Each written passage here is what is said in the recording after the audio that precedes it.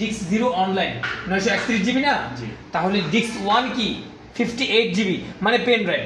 Disk 1টা কি pen drive আর ডিস্ক 0টা কি হার্ড ডিস্ক। তাহলে আমরা কি করব, select disk 0 SELECT select space disk DISK disk 0, ঠিক আছে জি সিলেক্ট ডিস্ক 0 জি সিলেক্ট ডিস্ক 0।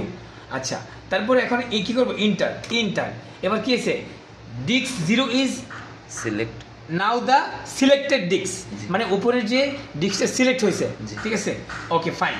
এবার কি লিখবো আমরা, ক্লিন CLEAN ক্লিন কি করবো, ইন্টার কি লিখছে এখানে দেখো তো, disk part success in cleaning the disk, অর্থাৎ কি একদম ডিস্কটা কি একদম ক্লিন হয়ে গেছে এই হার্ড ডিস্কটা, দেখাও ঠিক আছে না, গুড ওকে ফাইন। এভাবে হচ্ছে একটা ফরম্যাট দেওয়ার কি সিস্টেম আছে।